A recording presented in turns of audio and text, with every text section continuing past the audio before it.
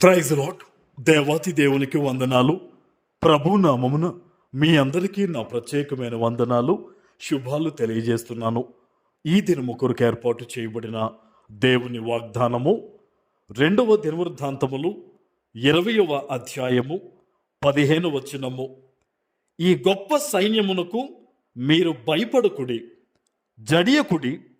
ఈ యుద్ధము మీరు కాదు, దేవుడే జరిగించును. దేవుని నామానికి మహిమ కలుగునుగాక. ఈ ఉదయకాల సమయంలో సర్వ సృష్టికర్త అయిన నీ తండ్రి నిన్ను ఆశీర్వదించి గొప్ప వాగ్దానాన్ని నీకు అందిస్తూ ఉన్నారు. హల్లెలూయా. ఆనాడు యెహోషాపాతు మీదకి 3 రాజ్యాలు, 3 రాజులు కలిసి ఆయన మీదకు యుద్ధానికి వస్తూ ఉంటే యెహోషాపాతు దేవుని సన్నిధిలో ప్రార్థించి ఉపవాసం ఉండి ఆయనను స్తుతించి వేడుకున్నప్పుడు అద్భుతంగా దేవుడు వారి మనవి ఆలకించి ఇచ్చిన వాగ్దానం ఏదైతే ఉందో ఈరోజు అదే మాటను దేవుడు నీకు అనుగ్రహిస్తూ ఉన్నారు. హల్లెలూయా.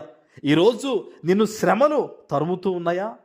ఇబ్బందులు నిన్ను వెంటాడుతూ ఉన్నాయా? భయపడుతూ ఉన్నావా? నిన్ను ఎవరో ఏదో చేసేస్తారని, నీ జీవితం ఏదో అయిపోతుందని? అయితే విను, నిన్ను సృజించిన నీ తండ్రి ఈరోజు ఈ వాక్కును నీ దగ్గరకు పంపి నిన్ను బలపరిచి ఆశీర్వదిస్తున్నారు. ఆనాడు యెహోషాపాతు మీదకి వచ్చిన 3 రాజ్యాలని, ఆ 3 రాజుల్ని, ఆ సైన్యం అంతటినీ కూడా యెహోషాపాతు ఏమాత్రము యుద్ధము చేయకుండా దేవుడే హతమర్చారు. ఆమేన్. ఈరోజు నీ జీవితంలో కూడా ఏ విషయంలో అయితే నువ్వు దుఃఖిస్తున్నావో, బాధపడుతున్నావో, నలిగిపోతూ ఉన్నావో, ఈరోజు నీకు ఒక శుభవార్త. దేవుడే నీ పక్షాన యుద్ధము చేయబోతున్నారు. ఆమేన్. శ్రమలు ఇక మీదట నీవి కావు, దేవునివే. నీకున్న ఇబ్బందులు ఈ రోజు నుంచి నీవి కాదు, ఇక దేవుడివే. నువ్వు ఎప్పుడైతే దేవుణ్ణి స్తుతిస్తావో, నువ్వు ఎప్పుడైతే దేవుణ్ణి ఆరాధిస్తావో, దేవుని కొరకు నిలబడతావో, గుర్తుపెట్టుకో, దేవుడు నీ పక్షాన యుద్ధము చేస్తారు. ఆమేన్. ఇది ఎలా తీరుతాయండి? ఈ అప్పులు ఎలా బయటపడతానండి? ఈ కష్టాలు ఎలా తీరుతాయండి? ఈ అవమానాలు ఎలా పోతాయండి?